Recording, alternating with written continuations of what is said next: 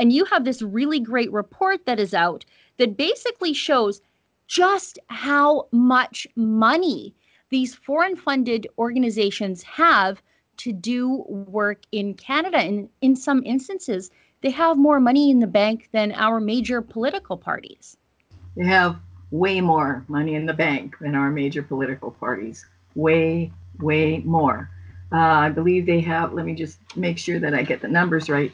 This is called Money Matters, the ENGO Political Advantage, and it's on our blog. So this is kind of the short overview.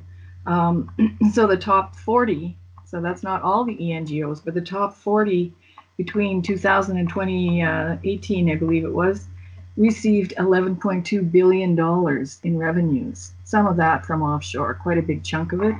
And the enviro law groups like Eco Justice and Environmental Defense and West Coast Environmental Law had revenues of 167 million in that same time period. And all of these groups, of course, work hand in hand.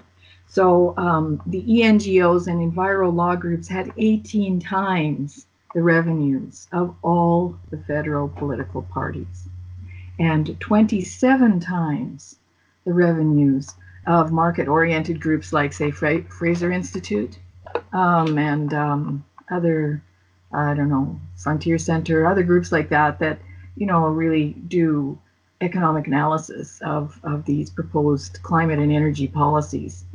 So you can see that the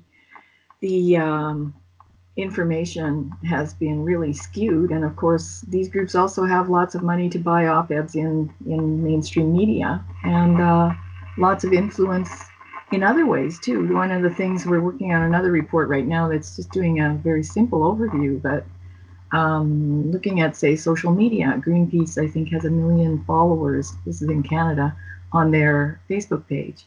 And they claim to have 1,800 volunteers in Vancouver, another 1,800 or 1,500 in Toronto.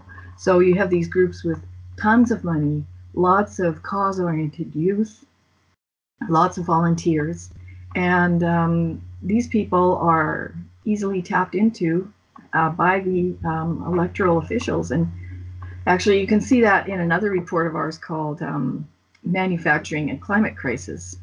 And this is a rebuttal to West Coast environmental law. You can see that prior to the last election, Justin Trudeau was tweeting that if he was elected, he would cancel Northern Gateway. And when you look at the West Coast environmental law grant from the Oak Foundation, you find that they applied for a $97,131 grant to make legislation to ensure that Northern Gateway would be canceled.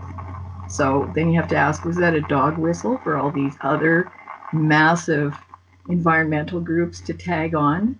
They were not allowed as charities at the time to be political, but they could always say, well, vote for the party that doesn't want Northern Gateway, or, you know, we'd have to go back through the records and check. But I do recall there was quite a bit of stuff about promoting renewables by these.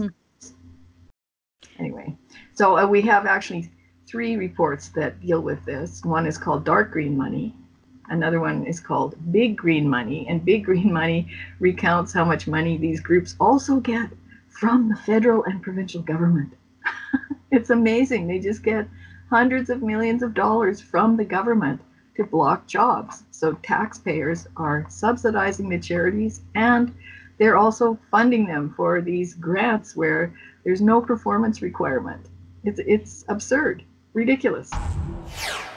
That's an excerpt from my weekly show, The Gunn Show. It airs every Wednesday at 7 p.m. Mountain Standard Time. Each week I bring you an informal interview with an interesting newsmaker or citizen activist you might not have heard of, but who is making a big difference in Canadian politics. And we'll talk about issues in a way you'll never see done in the mainstream media. To subscribe, go to therebel.media/shows.